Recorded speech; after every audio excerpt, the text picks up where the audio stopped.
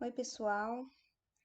Vamos dar continuidade às nossas aulas, né? Estamos aqui iniciando a nossa aula número 3 e hoje nós vamos estudar um pouquinho sobre os filmes nanoestruturados.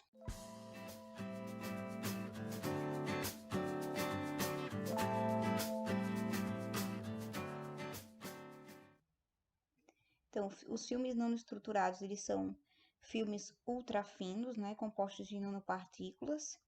E eles têm tido importância significativa na nanociência e na nanotecnologia nos últimos anos. Por que isso acontece? Isso acontece devido à amplitude, né, de exploração desses filmes nanoestruturados em diferentes áreas que vão desde a física à medicina. E na montagem, né, esses filmes eles garantem, por exemplo, o desenvolvimento de dispositivos moleculares. Nós podemos fazer também sensores, né, inclusive biosensores. Dentro do estudo de fármacos, eles também têm sido utilizados e também como desenhos de agentes terapêuticos. Os filmes nanoestruturados eles podem ser compostos de moléculas orgânicas, poliméricas e também biológicas, além de materiais metálicos e inorgânicos. Para a confecção de um filme nanoestruturado, nós temos as duas principais técnicas descritas. Nós vamos ver cada uma delas em detalhes. A primeira técnica Langmuir-Blodgett, ou LB, que leva os nomes dos seus criadores, né, Langmuir e Catherine Blodgett, e a segunda técnica Layer by Layer, ou LBL, que no português nós podemos traduzir, né, camada por camada. As duas técnicas elas se destacam pelo controle molecular da espessura desse filme, né, que é ultrafino, e também da arquitetura desse filme. Enquanto a primeira técnica, Langmuir-Blodgett, ela vai permitir a deposição de filmes com alto grau de organização molecular e também a investigação do ordenamento do material de interesse nosso naquela pesquisa, a LBL, ou camada por camada, ela vai possuir como principal atrativo tanto a simplicidade como o processo de deposição vai acontecer do filme, como também a grande variedade oferecida por essa técnica na escolha do material, o que é um pouco mais restrito no caso da LB. Nós vamos ver cada uma delas e também identificar as diferenças que existem entre elas. Então, vamos iniciar pela LB. Os pesquisadores que descreveram essa técnica eram físico-químicos. Nós temos aí o primeiro, Langmuir, que iniciou seu trabalho em películas monomoleculares em química de superfície. Ele trabalhava na mesma empresa que Blodgett, Catherine Blodgett, e iniciou suas pesquisas com películas monomoleculares. Ele que desenvolveu inicialmente um método, identificou que as moléculas elas poderiam se organizar na superfície da água. Então, definiu que as moléculas elas eram, por considerarem essas moléculas assimétricas, então elas apresentariam também uma orientação idêntica na superfície da água. E já que elas tinham essa orientação idêntica na superfície da água, essa orientação que está relacionada à natureza hidrofílica ou hidrofóbica da molécula ajudaria na formação de filmes, uma camada bem fininha, né, vamos dizer assim, nanomolecular na superfície da água, e que essa camada ela poderia ser utilizada para fazer um filme. Ele ainda sugeriu que essas monocamadas, elas sobre a superfície da água que eram formadas, ela poderia ser transferida para uma superfície sólida, mas foi Catherine Bloch que transferiu de fato essas camadas, essas nanoestruturas, né, esse nanofilme, que era uma camadinha que ficava sobre a superfície da água, a uma superfície sólida propriamente dita. E esse método ficou conhecido como método de deposição de monocamada de LB, né, em homenagem aos dois autores. Essa técnica ela foi desenvolvida na década de 1930 e ficou esquecida, vamos dizer assim, né, com relação à sua possibilidade de utilização dentro da nanociência. Apenas na década de 80 e que ela começou a ser aplicada nos nanomateriais. A cuba de Langmuir, que é onde a gente vai fazer esses nanofilmes, ela é composta de maneira simples, vamos dizer assim, ela não é tão simples, não chega a ser uma técnica tão simples como a LBL, mas também é considerada uma técnica simples. Nós vamos ter uma cuba, como vocês conseguem ver na imagem. Essa cuba, ela vai ser composta de alguns acessórios, né? Ela é constituída de um material, essa parte aqui da cuba, né? Ela é constituída de um material rígido, como o Teflon.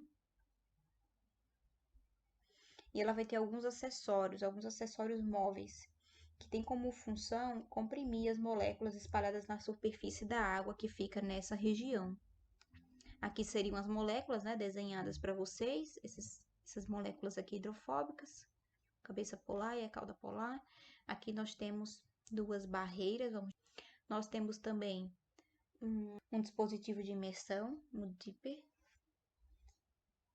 para deposição da monocamada sobre a superfície da água. Nós também temos um sensor Wilhelm, este aqui, acoplado a uma eletrobalança, que tem como função medir a tensão superficial da água. Isso é importante, nós vamos ver. E nós temos também um capacitador, que vai medir o potencial de superfície da água.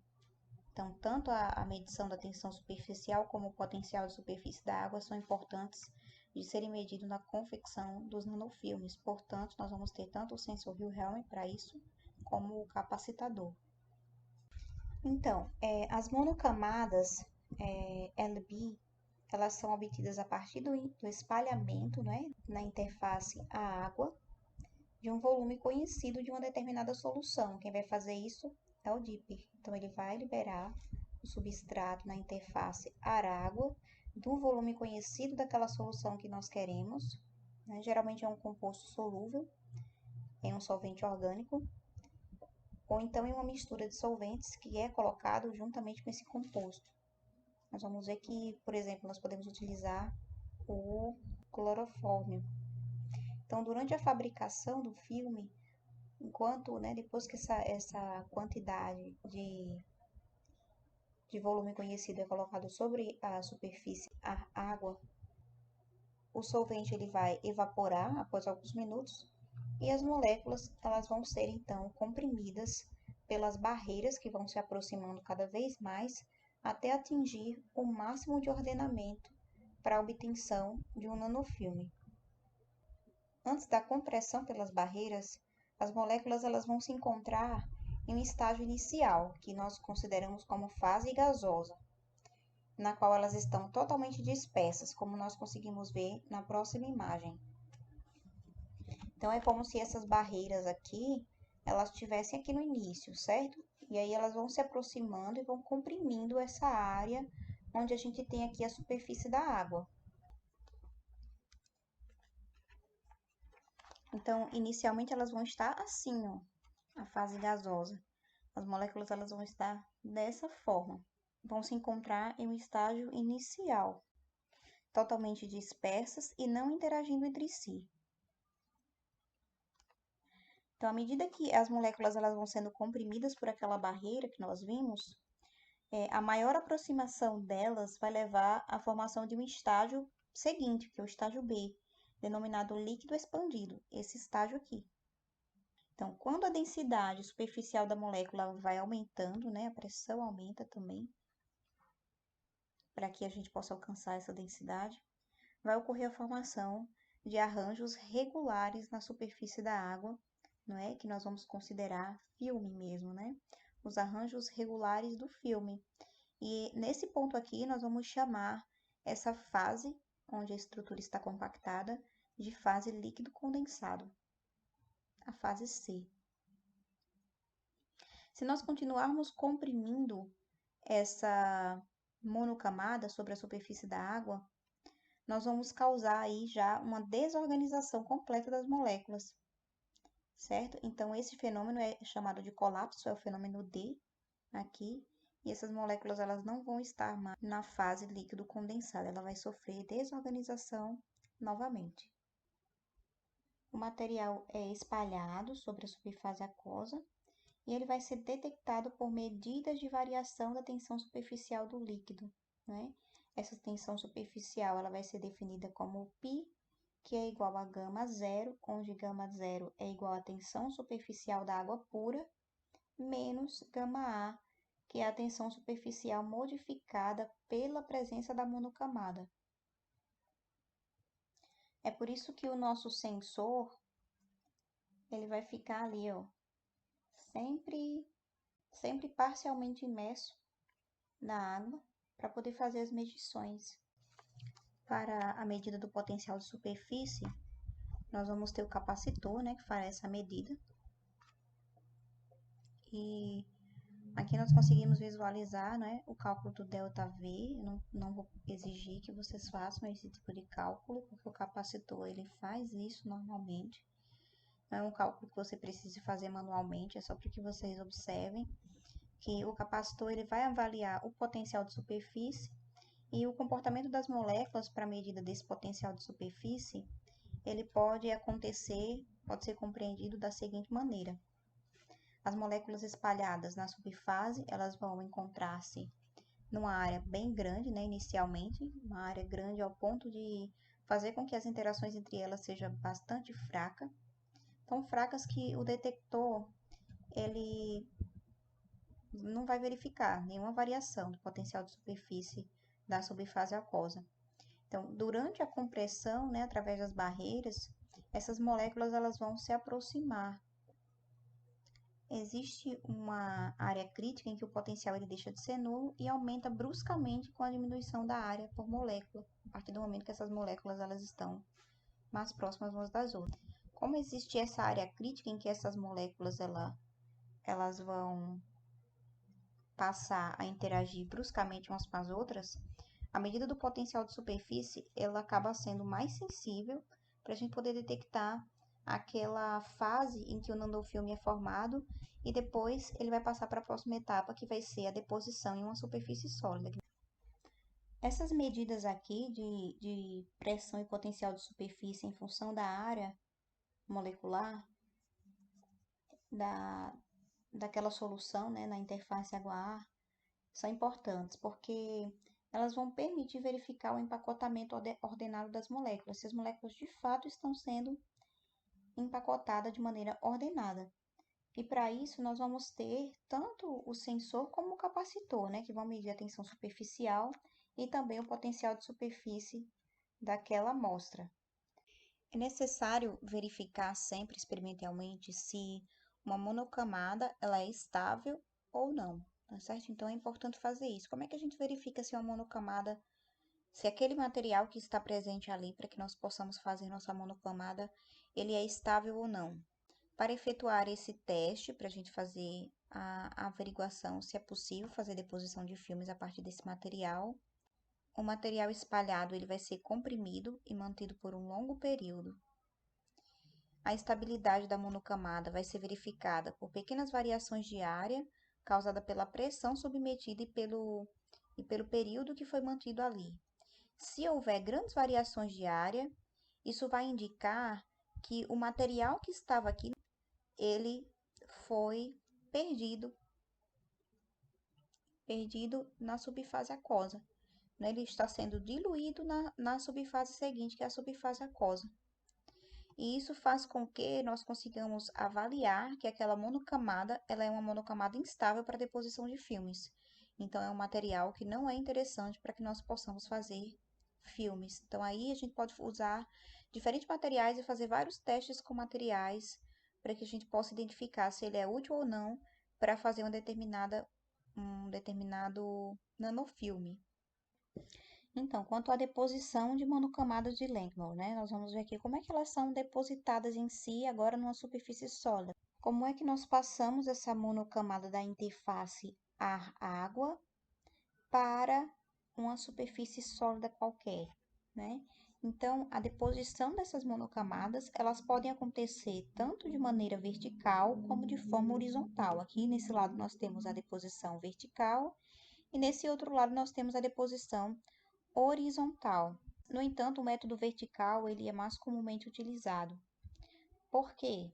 Porque o segundo método, o método horizontal, que foi desenvolvido posteriormente por Langmuir e o seu outro colaborador, que foi o Dr. Vincent Schaefer, ela é um pouquinho mais complicada de se fazer, porque o método horizontal, ele nesse método horizontal, não há um controle efetivo da quantidade de material que vai ser depositado na monocamada. Não se sabe se toda a superfície do substrato é realmente coberta ou se parte da superfície do substrato ela ainda fica sem a cobertura de monocamada que nós gostaríamos. Já no método de deposição vertical, nós temos essa seguridade de que vai haver, tanto de um lado quanto do outro da superfície, a deposição da nossa monocamada. Então, isso aqui é a subfase, né? A fase após que fica abaixo da nossa monocamada.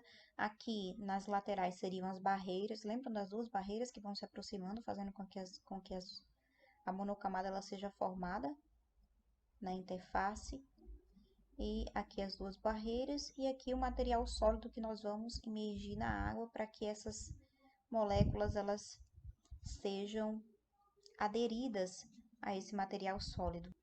A deposição dessas monocamadas, elas estão sempre relacionadas com a taxa de transferência conhecida como TR. Né? Então, essa taxa de transferência, ela tem um valor máximo de 1 e implica se o material ele teve uma boa adesão ou não.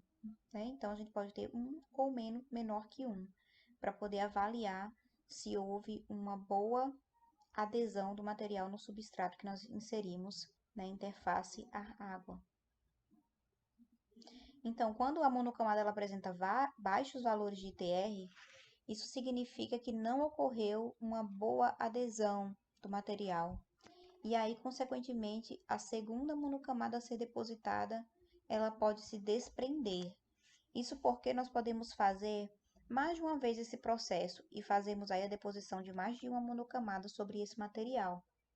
Né? Aqui a gente está visualizando a imagem que as moléculas elas estão gigantes, né? Mas o material em si, quando comparado às moléculas, a gente não vai praticamente visualizar. Nós não vamos conseguir visualizar essas moléculas que nós estamos vendo no desenho a olho nu. E nós podemos repetir esse processo e fazer com que uma monocamada fique acima da outra. Se a deposição inicial da primeira monocamada não for satisfatória, nós vamos ter aí um problema quando nós formos fazer a deposição de uma nova monocamada acima dela. Esse problema está relacionado ao desprendimento das monocamadas. Dentro da deposição vertical, nós temos 3 tipos possíveis de fazer essa deposição. Duas delas, que é aqui a deposição tipo Y e a deposição tipo Z, nós vamos ter aqui, quando ocorre esses dois tipos, quando a deposição ocorre com substratos hidrofílicos. Nós estamos vendo aqui que a cabeça polar, elas estão se aderindo à superfície, não é? Tanto no caso do Y quanto no Z. Já na deposição tipo X, acontece quando os substratos eles são hidrofóbicos e aí a cauda polar é que vai se ligar ao substrato hidrofóbico. Quando nós observamos a deposição tipo Y e comparando com a tipo Z, nós vamos verificar que existe aqui na segunda deposição, essa aqui foi a primeira monocamada que foi ligada, né, na superfície do substrato, e nós temos uma segunda monocamada se ligando à primeira. Nesse caso aqui do Y, nós vamos ter as partes hidrofóbicas ligando-se entre si na segunda monocamada, e aqui no tipo Z, nós vamos ter as partes hidrofóbicas ligando-se com as partes hidrofílicas na deposição da segunda monocamada. Esse tipo de deposição deixa muito claro para nós, né, por que esses filmes eles são interessantes no processo de mimetização de membranas celulares, justamente porque essas monocamadas elas podem se sobrepor umas às outras, justamente porque mimetizam muito bem, né, uma membrana celular. Outra coisa que eles têm sido utilizados é na questão de biosensores, né, onde você pode incluir aí também entre as monocamadas e mobilizar enzimas específicas. E essas enzimas elas podem ser testadas, inclusive com atividade catalítica bem interessante de aproximadamente 80% da atividade enzimática que permanece, se mantém no sistema após ser formado com esses tipos de filmes. Então, agora vamos à técnica Layer by Layer, ou LBL, que conhecemos em português como camada por camada. Então, a técnica camada por camada, ele foi desenvolvida, na realidade, na década de 60 por Euler. Ele desenvolveu a técnica de multicamadas de partículas coloidais sendo agregadas a uma superfície sólida. Mas essa técnica ela só foi difundida dentro da nanociência e nanotecnologia por G. Decker na década de 90. Então, ele trabalhou com automontagem e construção de filmes em multicamadas por meio da aplicação alternada de componentes aniônicos e catiônicos em uma superfície sólida. Então, esses filmes eles são formados depositando camadas alternadas de materiais com cargas opostas. Primeiro você coloca, por exemplo, partículas aniônicas, faz uma lavagem e depois você vai fazer a inclusão de uma partícula com a carga oposta. Isso pode ser feito usando várias técnicas, como imersão, que é a técnica convencional, rotação, spray, eletromagnetismo ou fluídica. Essas técnicas ainda estão sendo desenvolvidas, principalmente as últimas, porque ainda é uma técnica relativamente nova, então nós não vamos nos ater a todas as técnicas que têm sido desenvolvidas atualmente com relação ao método de camada por camada, mas nós vamos ver aqui a técnica principal, que é a técnica de imersão, e algumas variáveis, que é a de rotação e spray. Essa técnica ela tem sido bastante difundida devido à sua simplicidade e aos seus custos, né? Ela não é uma técnica tão onerosa como a LB, porque nós temos os custos, uma simplicidade muito grande. E, é claro, dependendo do material que você vai utilizar, ela pode ser mais cara ou não, mas a simplicidade da técnica com relação a equipamentos e materiais, ela é melhor, né? Ela facilita, vamos dizer assim, a pesquisa quando você utiliza essa técnica para a construção de filmes não estruturados. Então, como é desenvolvida essa técnica, né? Olha só, nós temos aqui um becker, uma placa de vidro, uma pinça, né? E nós temos a nossa solução. Então, na figura 4.8, nós temos uma ilustração esquemática do processo de deposição e formação de um filme LBL. Então, nós vamos ter inicialmente ali um substrato, um dado substrato em uma solução, contendo espécies carregadas, né? Por exemplo, poliânios, né? Um polielettrólito aniônico, e ele vai ser mergulhado na solução A, né, com polieletrólitos aniônico. E durante a etapa A, esse polielettrólito aniônico ele é adsorvido sobre a superfície do substrato devido à atração eletrostática simples entre ele e o substrato, fazendo assim a formação de uma rede de cargas de superfície negativa, né? Se nós começarmos com um polielettrólito aniônico. Então, em seguida, o substrato ele vai ser imerso em uma solução de enxágue, em B. Isso acontece para quê? Para remoção do material fracamente adsorvido e no sentido também de evitar a contaminação na próxima etapa, na etapa C, a contaminação da solução seguinte. Então, na sequência, esse substrato ele é colocado numa solução contendo aqui em C policátion, né, que são polieletrólitos catiônicos, que por sua vez gerará uma nova rede de cargas na superfície desse material, agora positiva. E por fim, nós temos aqui uma segunda lavagem que acontece novamente do substrato para retirar aquelas camadas agora do polieletrólido catiônico que ficaram na parte da camada, né, em excesso. E ao final desse processo, nós vamos ter aí uma bicamada desses materiais que nós poderemos utilizar, né, para vários fins, dependendo do tipo de camada de polieletrólitos. Este ciclo aqui que nós estamos visualizando, ele pode ser repetido quantas vezes se desejar, possibilitando a obtenção de filmes de multicamada, que nós vamos poder controlar, inclusive, a espessura desse filme, né, de acordo com as vezes que nós vamos passar por essas soluções. Como eu falei para vocês, nós temos algumas variáveis desse método, né? Nós temos aqui na ilustração 4.9 o esquema dos processos em spray, que isso pode ser feito em spray LBL à direita e também pode ser feito em spin. Então, eu tenho essa imagem inicial, que é feito em spin, onde nós vamos ter os materiais de interesse adicionados alternadamente sobre o substrato, que é submetido a uma dada rotação, né? Então, o substrato, ele vai fazendo a rotação e o material vai sendo depositado sobre o substrato, sobre a placa. Enquanto essa placa ela faz a rotação, o material vai ser depositado na placa. Já no caso do spray, a placa ela fica inerte, né, parada, e o spray vai sendo depositado. Uma coisa interessante dessas técnicas é que elas podem ser automatizadas, né, para que a nível industrial isso aconteça de maneira mais prática e em grande escala.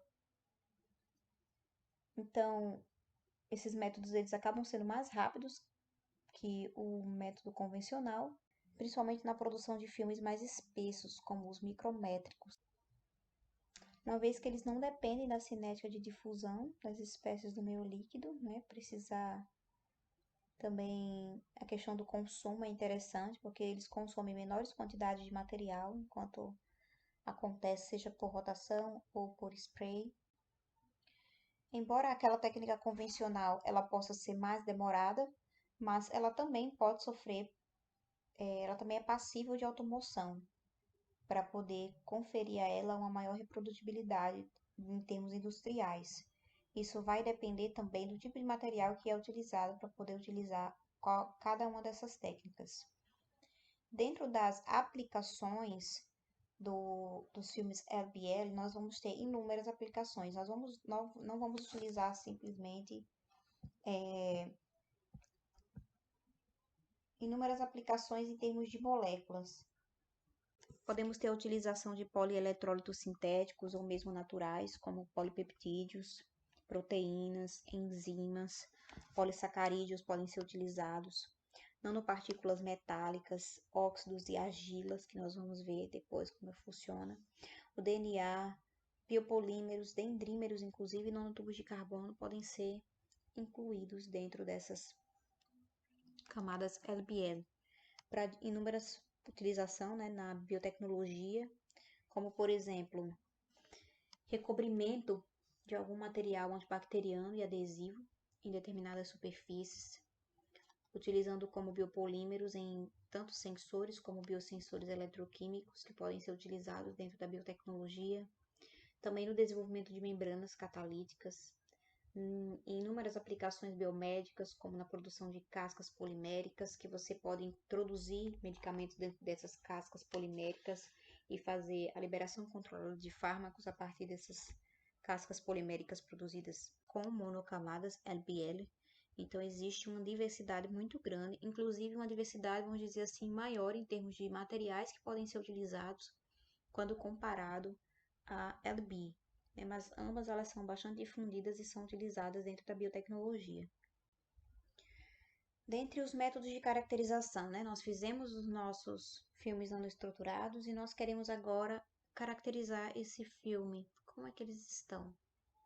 Né? Além de identificar se esses filmes realmente foram feitos de maneira homogênea, né? Nós precisamos ver sua organização e outras características. No caso do filme LB, nós vamos ver aí essas características sendo identificadas por difração de raio-x, podem também ser caracterizadas por espectroscopia de infravermelho com polarização modulada, microscopia de força atômica, principalmente a mais comum para essa caracterização dos filmes LB.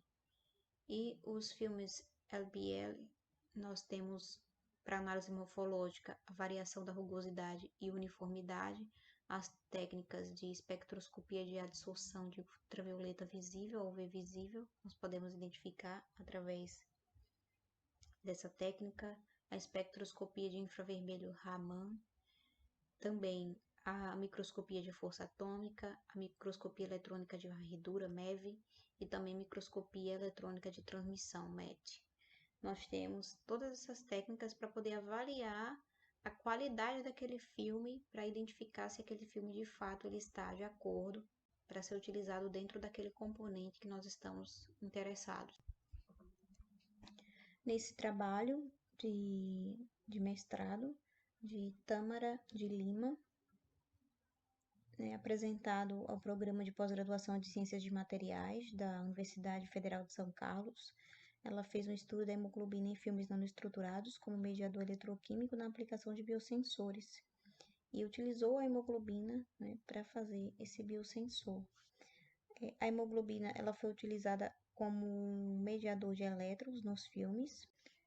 Então, os filmes finos apresentaram bom desempenho como biosensor amperométrico para detecção de colesterol em baixas concentrações. Então, foi utilizado hemoglobina como mediador de elétrons para a formação de filmes que funcionaram como biosensor para a detecção de colesterol em baixas concentrações.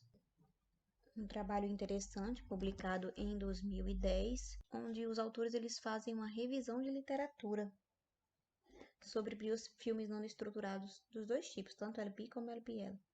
Eles abordam filmes contendo proteínas, contendo lipídios, nanopartículas metálicas, nanotubos de carbono, uma série de materiais que são usados para detectar uma variedade de analitos como biosensores. E também se aprofunda um pouquinho na parte de diagnóstico clínico, que também são avaliados no trabalho. Eu vou colocar um vídeo também na plataforma para que vocês vejam como é feito o método LB, já que não é tão simples como o camada a camada. Vocês vão verificar, são 3 videozinhos rápidos que vocês vão assistir para poder ver como é que funciona o método na prática, de fato. Tá certo? Espero que vocês consigam compreender e qualquer dúvida nós tiramos na aula síncrona. Um beijo e até a próxima.